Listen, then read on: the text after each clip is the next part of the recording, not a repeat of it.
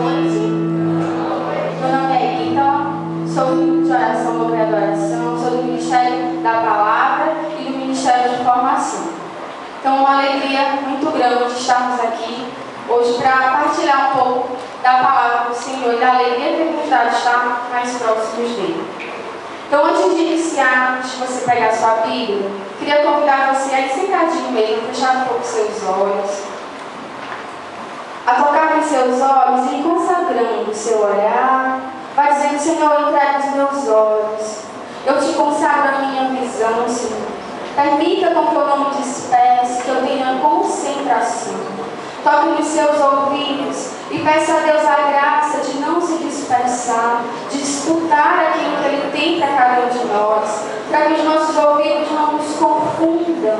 Toque no seu coração e vá consagrando o seu coração a Nossa Senhora, para que ela passe à frente, para que ela não lhe deixe se perturbar, estar cheio de dúvidas, mas para que esse momento seja um momento íntimo com o Senhor Jesus.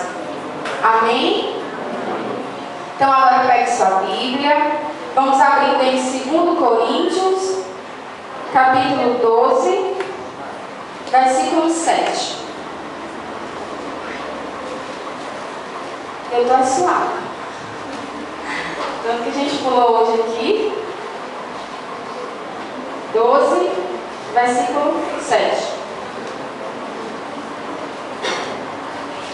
Tem mais? Já? Na Ave Maria, página 1490. Capítulo 12, versículo 7. Tem mais: para que a grandeza das revelações não me levassem ao orgulho, foi-me dado um espinho na carne, um anjo de Satanás para me bofetear e me livrar do perigo da vaidade. 3 vezes roguei ao Senhor que eu apartasse de mim, mas Ele me disse: basta-te a minha graça, porque é na fraqueza que se revela totalmente a minha força. Portanto, prefiro gloriar-me das minhas fraquezas, para que habite em mim a força de Cristo. Eis, porque sinto alegria nas fraquezas, nas afrontas, nas necessidades, nas perseguições, no profundo desgosto sofrido por amor de Cristo. Porque quando me sinto fraco, então é que sou forte. Palavra do Senhor. E o tema da pregação é exatamente esse último versículo que falamos. Porque quando me sinto fraco, então é que sou forte. E assim, meus irmãos, já no início, lá no primeiro versículo, no 7, ele vai dizer assim: para que a grandeza das revelações não me levasse ao orgulho, foi-me dado um espinho na carne, e foi-me dado um anjo de Satanás para me esbofetear, e eu não me deixar levar pela vaidade. Aí ele diz: eu pedi, roguei ao Senhor 3 vezes para que apartasse de mim. E aí o Senhor me disse: basta-te a minha graça, porque é na fraqueza que eu te faço forte, e é na tua fraqueza que eu vou mostrar a minha força. E essa leitura é uma leitura às vezes um pouco complicada de se entender. E a gente se pergunta: quer dizer que o Senhor vai mandar um anjo de Satanás para me bater? Quer dizer que eu botei um espinho na minha carne, me furando, me apertando, me incomodando? Como é isso? E aí a gente começa a lembrar a nossa história. Nós somos seres humanos. E quem aqui, em meio ao seu orgulho, à sua vaidade, quem aqui não se deixou um pouco voar e pensou: eu sou Deus?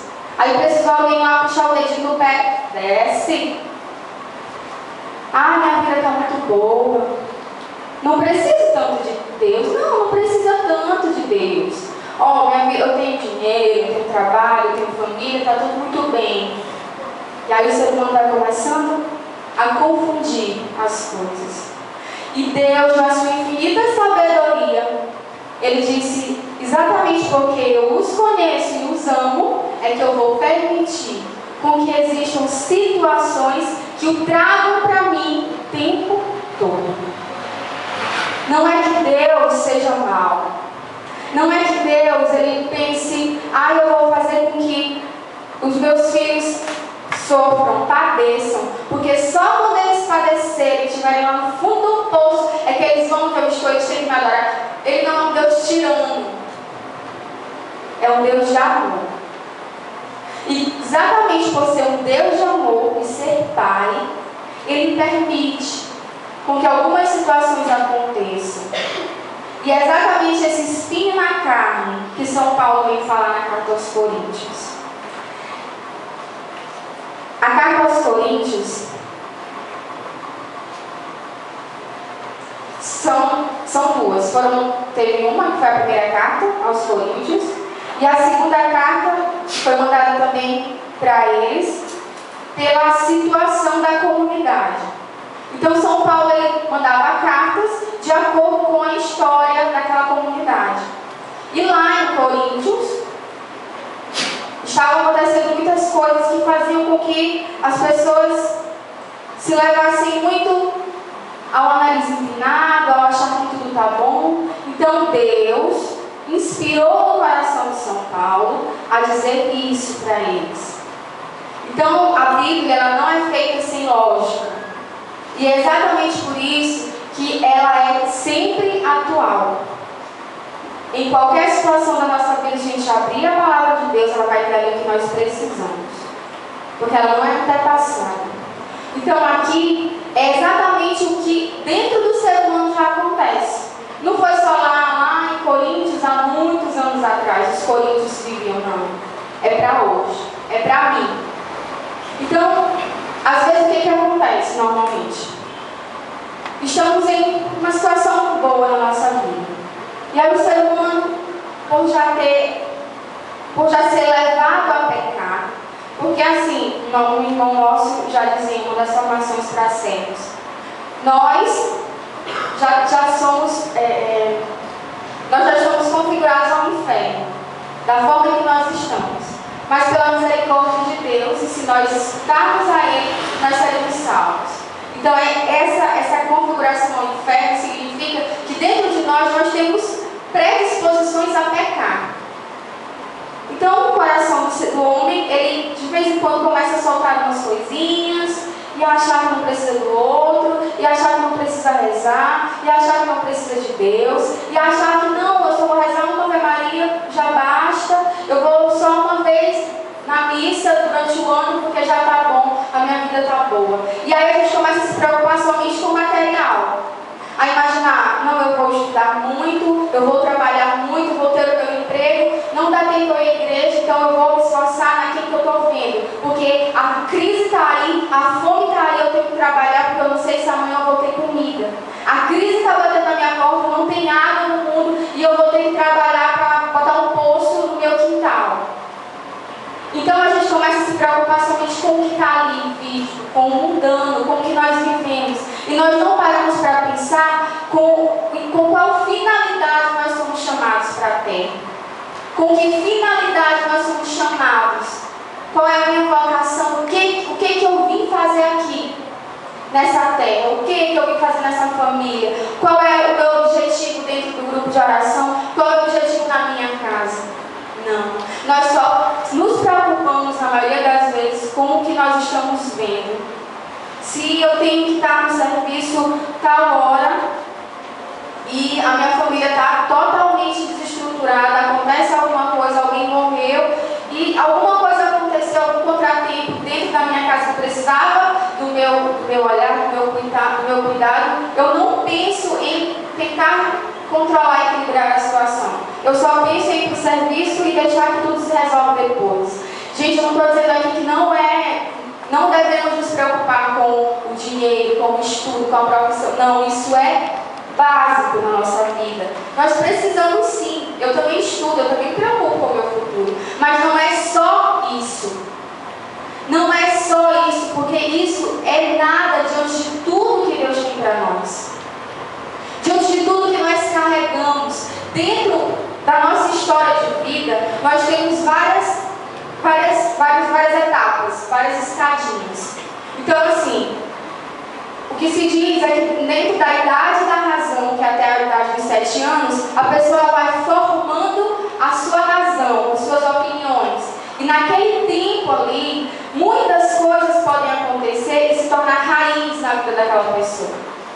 Algumas coisas que acontecem até de dentro da barriga da mãe, traumas, situações de todo tipo de trauma, de morte, de escuro, de tudo que a gente possa imaginar pode acontecer nesse tempo, porque é um tempo que vai ser fixado.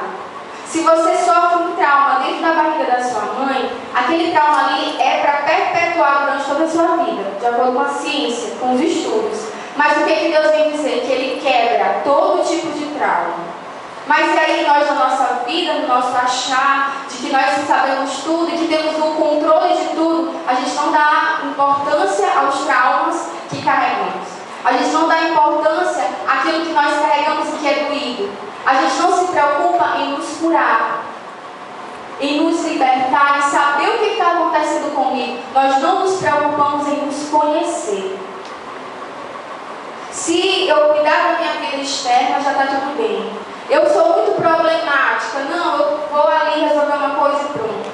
O que eu quero dizer com tudo isso? Que existe muito mais na nossa vida, na nossa essência, do que aquilo que nós vemos.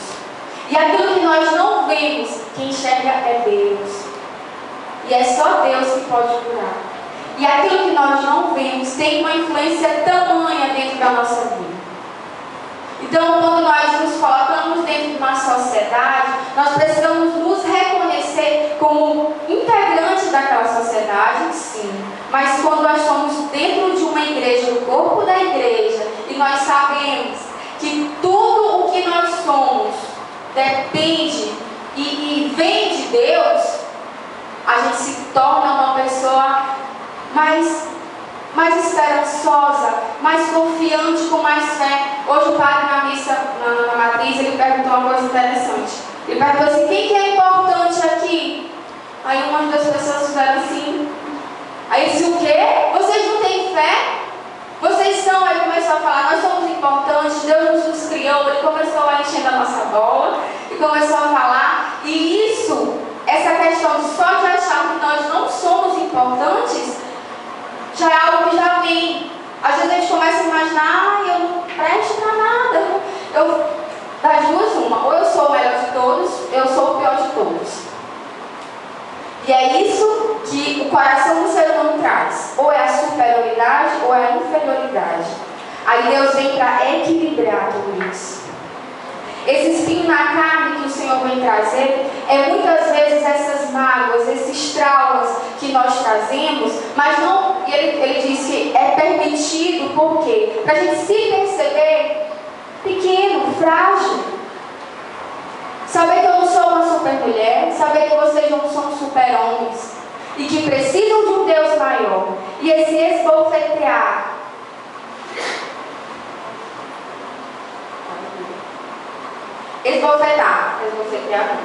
Esbofetar do anjo de Satanás, e aqui no rodapé ele diz assim: personificação da mesma provação.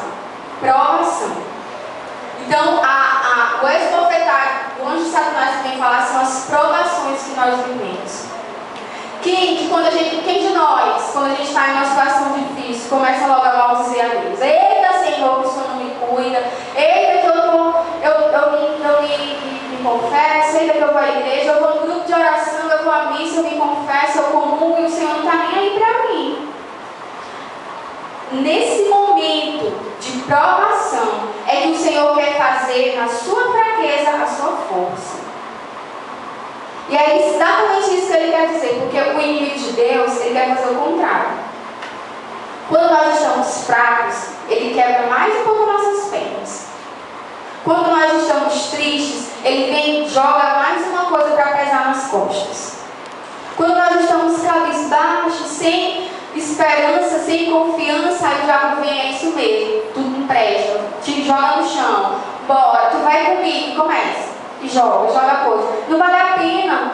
Aí começa: não vale a pena tu ir para a igreja, tu não serve para nada mesmo. Não vale a pena não, porque fulano de tal na igreja é melhor do que tu, então tu não consegue teus objetivos, tu é frustrado, tu tu nunca vai ser ninguém na tua vida, aí ele começa. Isso, gente, não acontece, não chega somente por esse anjo, né, de Satanás. Não é somente algo sobrenatural. Às vezes as pessoas falam isso para nós. Mas são provações de quê? De que nós precisamos nos reconhecer. Sim, eu sou fraco mesmo. Eu não sei de nada mesmo. E é isso que nós precisamos fazer, e a gente faz o contrário.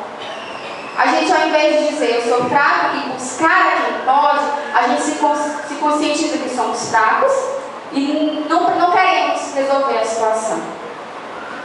Não queremos saber como se faz, como se resolve. E aqui ele vai dizer: eis porque sinto alegria nas fraquezas, nas afrontas, nas necessidades, nas perseguições, no profundo desgosto sofrido por amor a Cristo. Porque quando me sinto fraco, então é que sou forte. O que o Senhor veio nos dizer hoje é que nós precisamos mudar de posição diante das fraquezas. É muito fácil ter acontecido uma derrota, uma frustração na minha vida e eu ficar ali naquela frustração. É muito fácil, porque é mais cômodo. Realmente eu não consegui, então não vou mais tentar de novo. Realmente eu não consigo, então aí a gente vai regredindo e não consegue caminhar. O Senhor, Ele quer nos convidar, ao invés de parar e regressar, Ele quer nos convidar a nos conhecer. Nos conhecer como somos, fracos, necessitados, e pedir a Ele a graça da força. Quem que quando está passando por uma dificuldade, das duas uma, né? Ou vai terminar um pouco mais de cair, ou vai buscar a Deus. E quem busca a Deus, a fé não aumenta um pouco mais. Quando a gente está com uma situação muito difícil, algo que está sem luz, sem resultado, a gente vai lá buscar a Deus e começa. E busca, e vai. E aquilo dali, aquela aprovação fez nos estar mais próximos de Deus. O Senhor, Ele não quer nada além disso. As provações são para nos tornar mais próximos de Deus.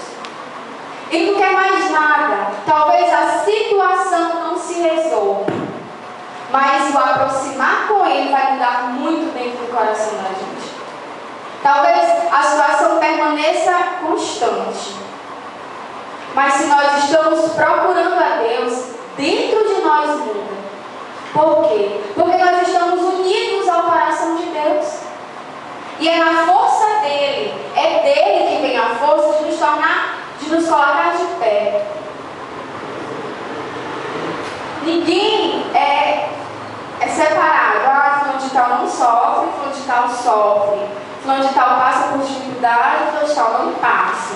Não, todos. Eu estou aqui falando isso para vocês porque uma pessoa tinha que falar. Não que eu não passe por dificuldade, não que eu não sofra, não que eu não me revolte, às vezes me preocupe, mas a diferença é porque nós confiamos em Deus e sabemos que é dele que vem a força. Então, meus irmãos, se nós estamos em uma situação sem resposta, será que não é melhor buscar a Ele, sabendo que dentro de mim vai permanecer a paz, a esperança, a força, porque senão eu vou me matar. Porque a pior coisa que existe é quando nós passamos por uma situação difícil, que seja exterior, que seja interior. Mas quando nós estamos por uma situação difícil, se a gente parar ali, a gente morre. Uma vez eu vi uma frase assim: quem para na batalha de Deus, morre. O soldado que para na batalha morre. É verdade, porque em meio a uma guerra, se aquele soldado não guerrear, não lutar, e ele ficar ali esperando, vão matá-lo. Então, será que eu quero morrer assim? Será que Deus não tem um propósito para mim? Será que todas essas palavras, tudo aquilo que Deus faz, nós sentimos que Ele faz em nós, será que eu não preciso buscar mais a Deus? Será que nós não estamos muito acomodados? De achar, é porque Deus quer assim mesmo. A minha vida está assim, é porque eu tenho medo de passar por isso tudo. A minha família está assim, é porque realmente, é porque Deus quer que eu sofra mesmo. É o espinho na carne, é o que ela falou. Não, meu irmão, não disse isso não. Eu falei que nós vamos passar por provações, mas que nós não temos que nos acomodar com elas. E acomodar é isso, é estar em um estágio da vida da gente e achar que tudo está... Não tem mais só... A minha família já é assim mesmo, minha irmã é assim, meu marido, meu esposo, meu namorado, minha namorada, não tem mais jeito. Eu vou ter que aguentar o resto da minha vida, meu Deus. Ai, Senhor, a cruz que eu carrego. Não, meu irmão, não é a cruz não. A sua cruz é você. A minha cruz sou eu. Não existe essa de minha cruz é a Bianca. Minha cruz é o Rodrigo. Não. Minha cruz é a minha mãe e meu pai. A minha cruz sou eu. Porque a cruz que nós carregamos são as misérias que trazemos dentro de nós. E abraçar a cruz é saber que eu preciso viver tudo isso, mas tendo a consciência de que nessas misérias que eu tenho que buscar a Deus, sabendo que eu sou nada diante dele. Então eu não posso me acomodar diante de toda a situação da minha vida, de achar, tá desse jeito, não tem mais jeito, não está perdido, a água se acabou, não tem mais comida, a crise está aí, pronto, eu vou morrer logo. Você vai para onde? Mas pensa que eu morrer é a solução. Talvez não.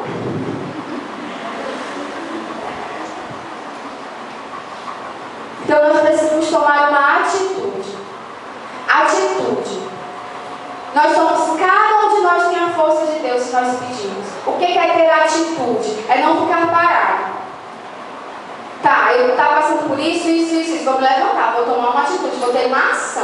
A música que os meninos cantaram, levanta-te, levanta-te, é preciso caminhar sem medo. É preciso caminhar sem medo, sem achar que está todo mundo contra mim, sem achar que eu não consigo, sem começar a colocar as pessoas erradas. Não, vamos se levantar, vamos nos levantar. Ter atitude. Atitude é ter fé, é ter confiança, é ter esperança. E o Senhor vai dizer hoje para nós que vale a pena, porque quando estamos fracos, então é que somos fortes. É o contrário daquilo que pensamos, né? É o contrário daquilo que o mundo coloca. De achar que eu sou forte quando eu tenho tudo. Quando eu tenho tudo sob controle, a minha vida está maravilhosa, está ótima, eu sou forte. A minha força vem no momento que eu estou fraco. Porque quando nós estamos fracos, nós percebemos que podemos um pouco mais. Quando nós estamos fracos, que a gente se levanta, a gente percebe que a força vem de novo. E aí eu vou percebendo, olha, eu posso. Aí dá mais um passo, olha, eu consigo. Olha, eu não morri não. Olha, eu consigo mais um pouquinho. Oh, chegou outro dia. Olha, eu estou sorrindo. Meu Deus, melhorou ali, eu já estou aqui. Não acredito, meu Deus, eu sou forte. É essa força que Deus quer que nós percebamos. De que na fraqueza Ele nos faz fortes. Se colocar humildes, pequenos, rezar, pedir a Nossa Senhora.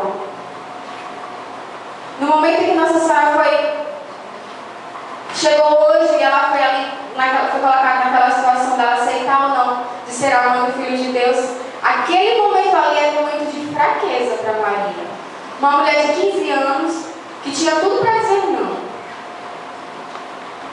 Tinha toda a comunidade contra ela, porque ninguém ia entender.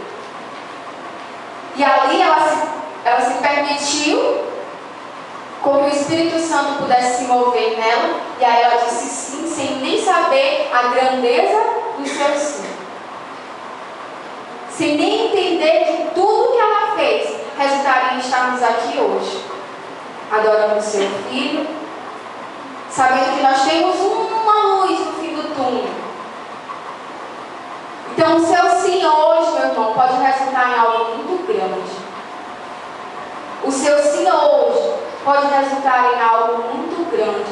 Independente da sua fraqueza. Você pode estar fraco, doente, sem força, mas tem força. Pelo menos vai passar o tecido, que está na bolsa. Vai passar a limpeza.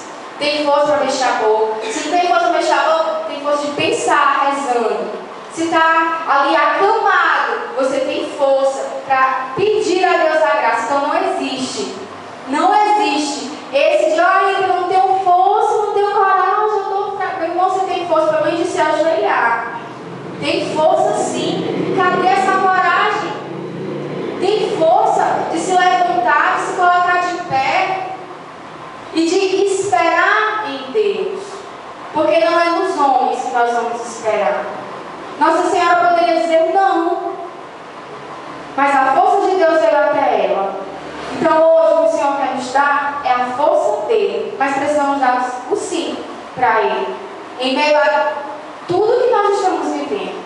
Independente do que seja. O seu sim pode ter algo que você nem imagine que possa acontecer na sua vida e naqueles que estão ao seu redor, na vida daqueles que estão ao seu redor.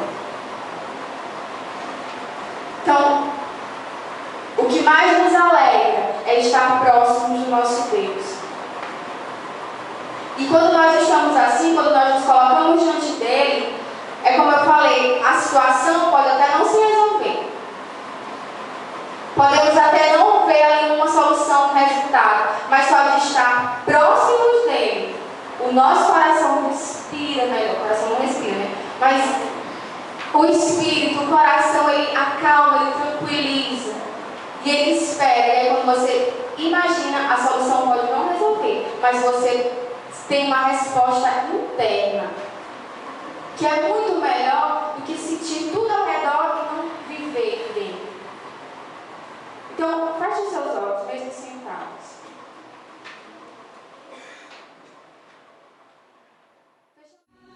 Nada poderá